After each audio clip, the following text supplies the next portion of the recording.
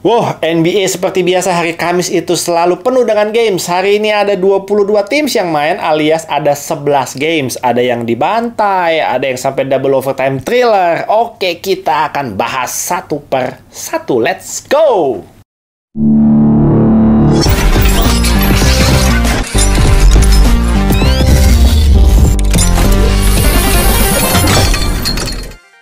Ngobrol NBA episode 98. Guys, sekarang sudah hari Kamis. Seperti biasa di NBA kalau hari Kamis itu gamenya banyak banget. Hari ini ada 22 teams yang tanding, ada 11 pertandingan yang seru-seru banget. Tapi untuk bahasan topik di episode 98 ini gue belum tahu apa, jadi langsung kita cek aja apa aja yang bakal kita bahas di episode kali ini yang sudah disiapkan sama tim saya. Oke, let's go!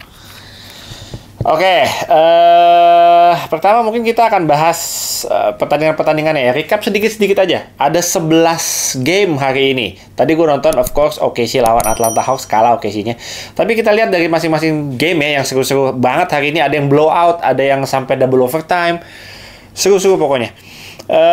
Game pertama, Dallas Mavericks membantai Portland Trail Blazers 126-97.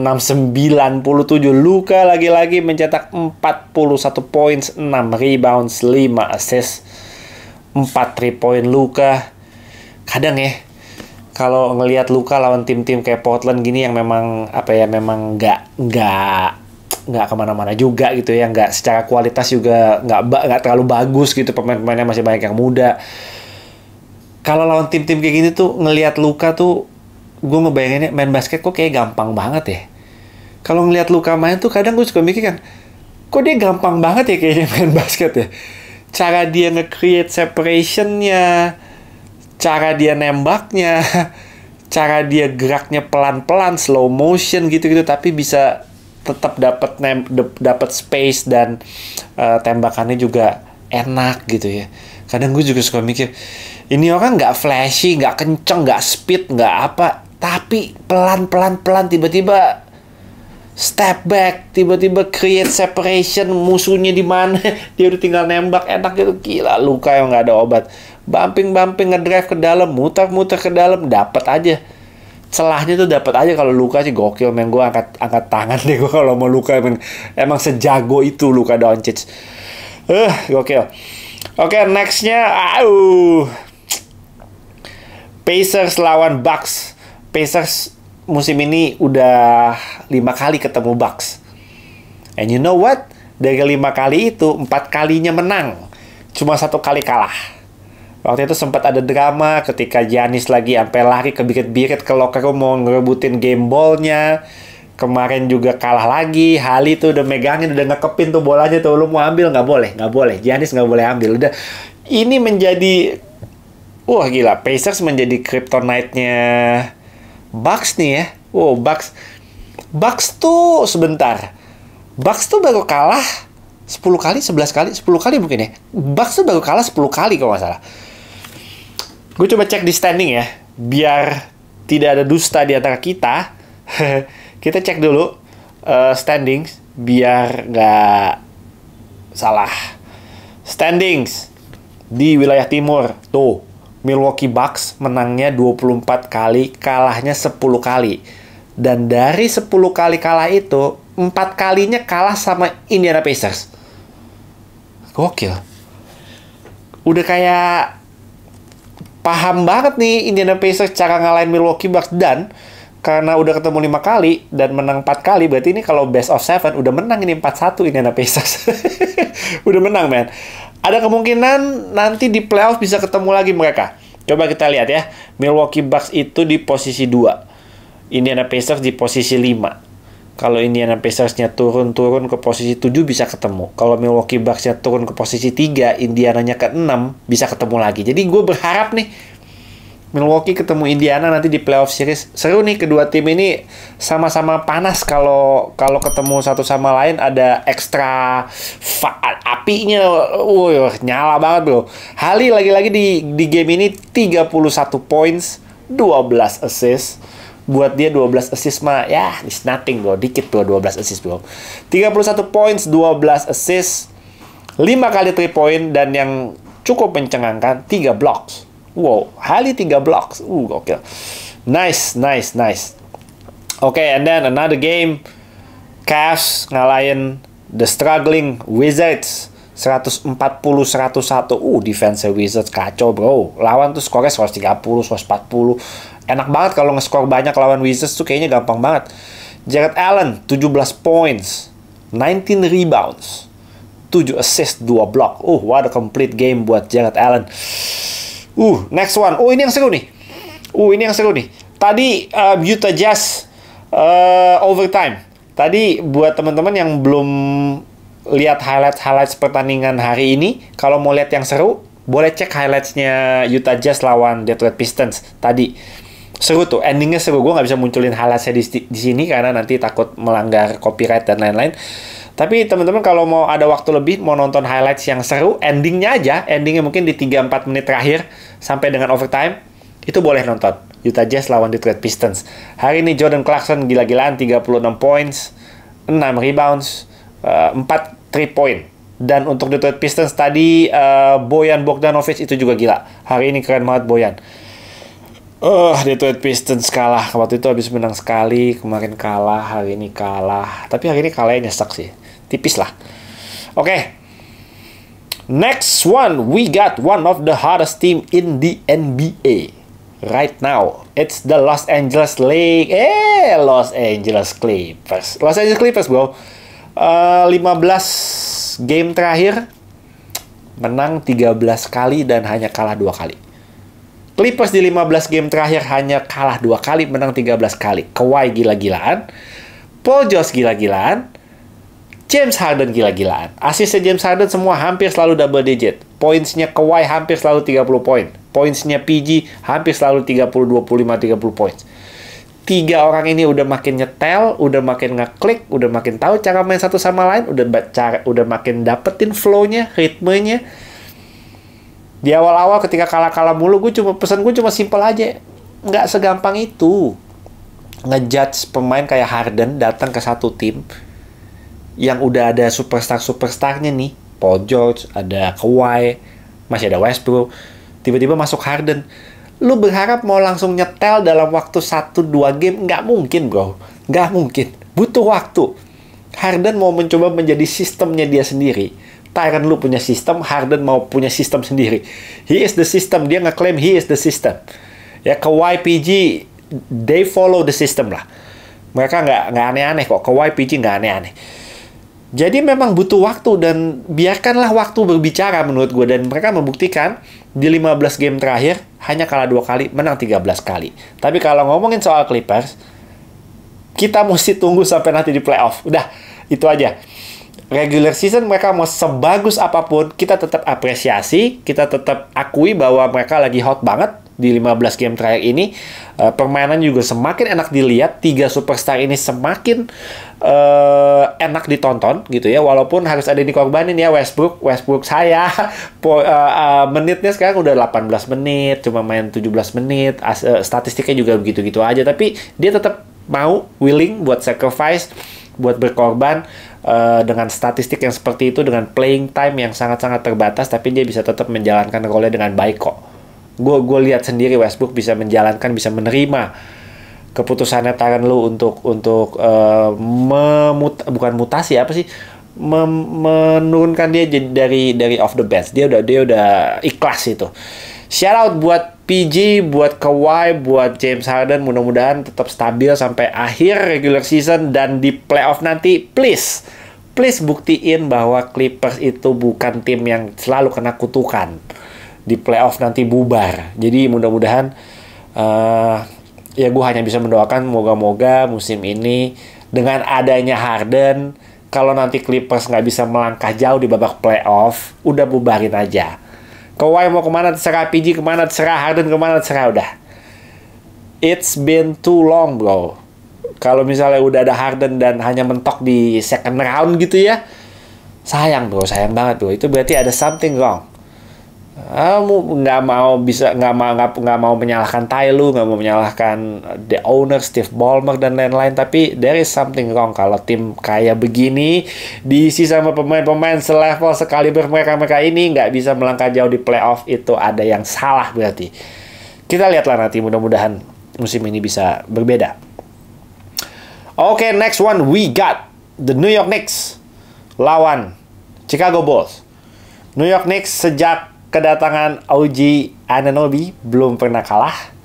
Toronto Raptors sejak kedatangan Emmanuel Quickley dan RJ Barrett itu belum pernah kalah.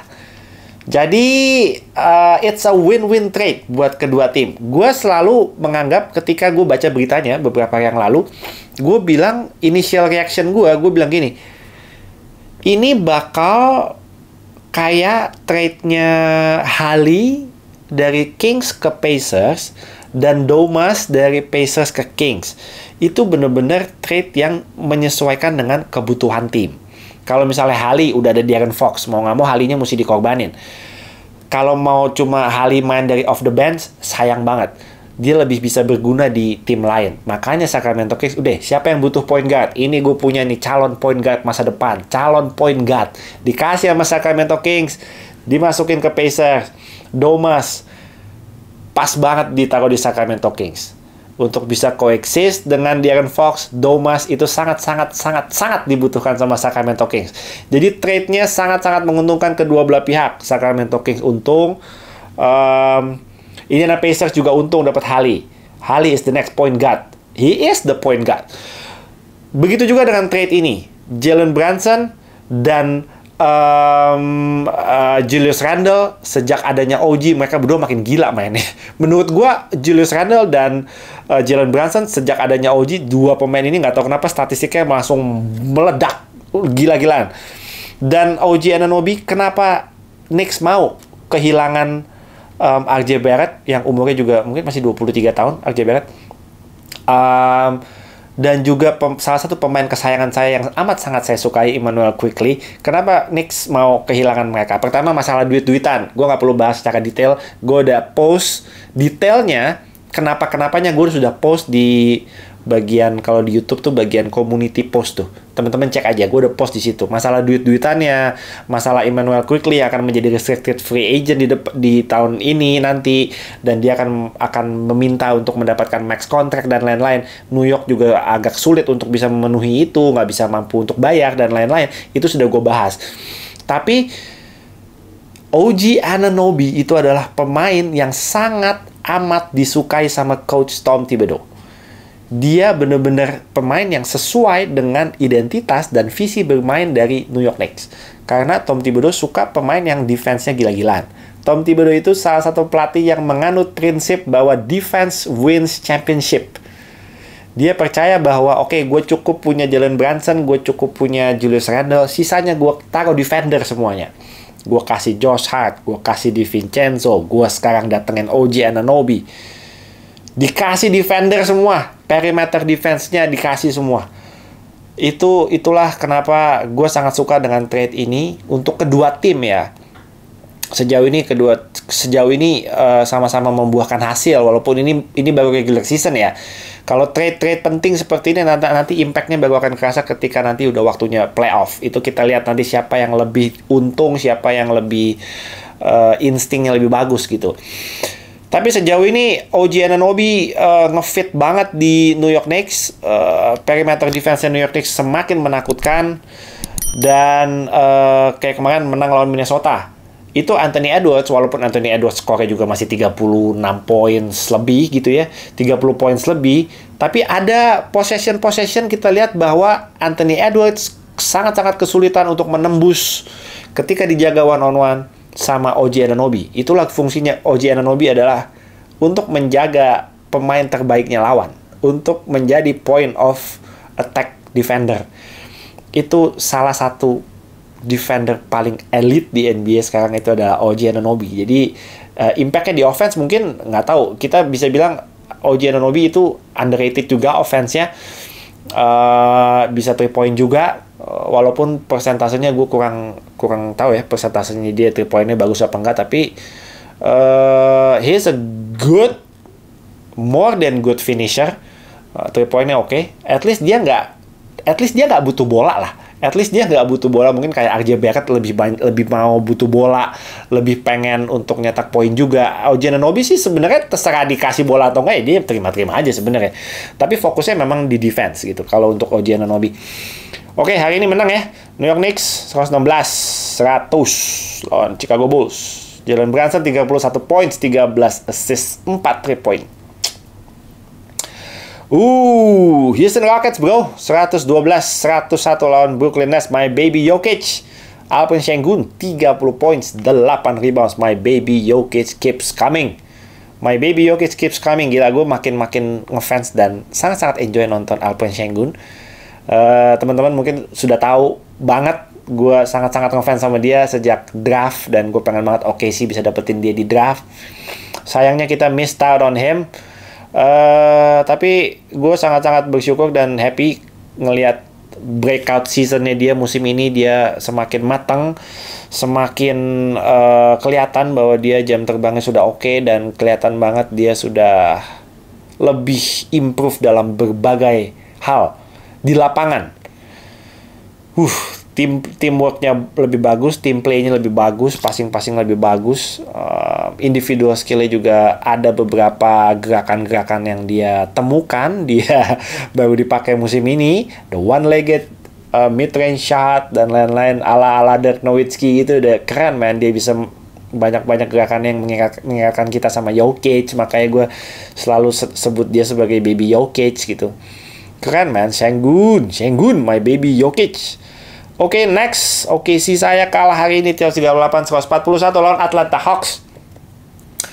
Atlanta Hawks ini Jalen Johnson bro. I've been a big Jalen Johnson fan dari sejak hari pertama dia di draft. Gue bilang bahwa Jalen Johnson satu saat akan jadi pemain yang sangat bagus di NBA.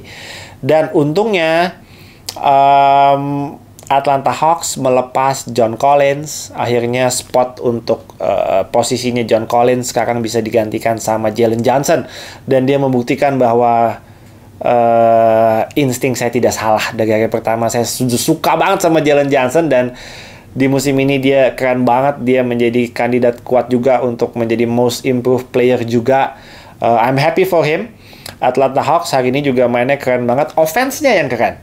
Gue perlu kasih catatan ya. Offense-nya keren, shoot-nya wangi, tapi defense-nya enggak.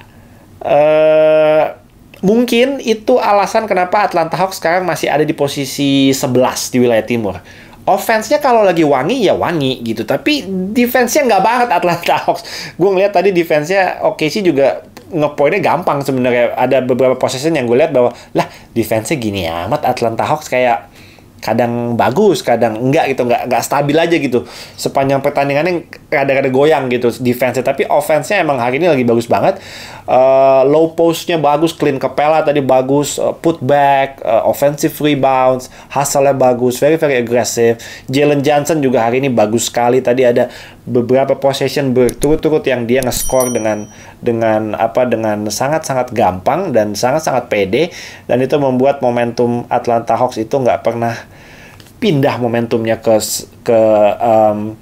OKC. Walaupun tadi OKC sempat ketinggalan 12 atau 14 sisa semenit, itu disusul sampai tinggal beda 2 apa beda 1 gitu. Hampir menang. Akhirnya tinggal selisih 3. Terakhir kali Isaiah Joe 3 point dan miss. Padahal bisa, kalau masuk itu bisa overtime. Tapi nggak apa-apa. Kemarin menang lawan Celtics, hari ini kalah lawan Atlanta Hawks. It's okay. Tapi Atlanta Hawks, shout out buat Atlanta Hawks, hari ini bisa skor 141 points bro. Gokil. Oke, terus ada apa lagi nih? Ada Lakers lawan Miami Heat. Lakers jauh banget ya. Gue nggak nonton nih Lakers. Jadi sorry, gue nggak bisa bahas karena gue tidak nonton game ini sama sekali. Miami Heat menang 110-96. Ini ada double overtime thriller antara Sacramento Kings dan Orlando Magic. Gue harus nonton highlights-nya dulu, gue nggak bisa bahas. Tapi tadi gue lihat ada highlights-nya Paolo Banchero, and then De'Aaron Fox, dan Domas, dan lain-lain. Seru game ini. Mungkin jadi teman-teman kalau mau nonton highlights-nya selain game Utah Jazz lawan Detroit Pistons, bisa nonton juga ini double overtime thriller antara Sacramento Kings lawan Orlando Magic. Orlando Magic nih kalahnya selalu nyesek-nyesek mulu ya. Tipis-tipis mulu. Kemarin lawan Warriors juga kalah tipis juga tuh, nyesek. Tapi overall Orlando Magic udah much improve banget musim ini. Jauh lebih enak ditonton, jauh lebih chemistry-nya jadi lebih bagus banget. Pemain-pemainnya juga muda-muda semua dan lebih hustle mainnya semua. Kita ngomongin pemain-pemain kayak Cole Anthony, Jalen Suggs, dan lain-lain itu jauh lebih hustle mainnya tahun ini. Oke, ini juga seru nih. Toronto Raptors dan Memphis Grizzlies. Kita lihat siapa yang menjadi wajahnya Toronto Raptors di postingan ini. Immanuel Quickley. Immanuel Quickley 2 kali main buat Toronto Raptors, dua-duanya menang. Gue udah ngefans banget sama Immanuel Quickley. Gue suka sama pemain-pemain yang kurus-kurus, lengki-lengki gitu kayak Immanuel Quickley, Bones Hyland gue suka, Shea of course gue suka, DeJounte Murray gue suka. Pemain-pemain yang speednya cepet tapi gerakannya tuh enak banget buat ditonton, smooth gitu gerakannya. Immanuel Quickley is one of them. Satu hal yang sangat amat gue sayangkan adalah New York Knicks harus melepas Immanuel Quickley karena dia satu-satunya six man di New York Knicks yang bagus gitu. Tapi sejauh ini di Raptors dia membuktikan bahwa dia ya memang udah saatnya untuk naik pangkat dari sekedar six man menjadi benar-benar jadi starting point guard. Dia mampu dan dia sudah menunjukkan sejak di Knicks pun bahwa levelnya dia itu nggak sebatas level pemain cadangan gitu. Emang dia kalau ditaruh di tim-tim manapun sebenarnya yang tidak punya point guard itu dia memang bisa banget untuk jadi starting point guard, itu sangat-sangat bisa. Dan di 2 game pertamanya sebagai as a Raptor dia membuktikan bahwa Raptor membuat keputusan yang tepat dengan mendatangkan Immanuel Quickley dan RJ Barrett. Offense-nya jadi improve banget. Keren. And then last game adalah Pelicans yang mengalahkan Minnesota Timberwolves. Minnesota Timberwolves lagi kalah-kalah terus ya. Kemarin kalah, hari ini kalah. What happened to Minnesota Timberwolves? Teman-teman kalau ada yang ngikutin atau fansnya Minnesota Timberwolves boleh komen di kolom komentar ya. Gue agak kurang sering nonton game-gamenya Minnesota Timberwolves. I know they're really really good, defensively really really good. Tapi what happened to them, kalah-kalahnya kenapa?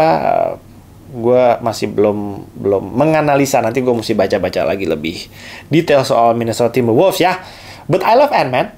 Gue mau koleksi kartu-kartunya Ant-Man untuk investasi. Ant-Man, Şengün, Halley, itu gue koleksi 3 tuh. Itu yang nanti value-nya 5-6 tahun lagi bakal tinggi sekali. Ant-Man aja udah tinggi banget sekarang. Everybody loves Ant-Man. Oke, kita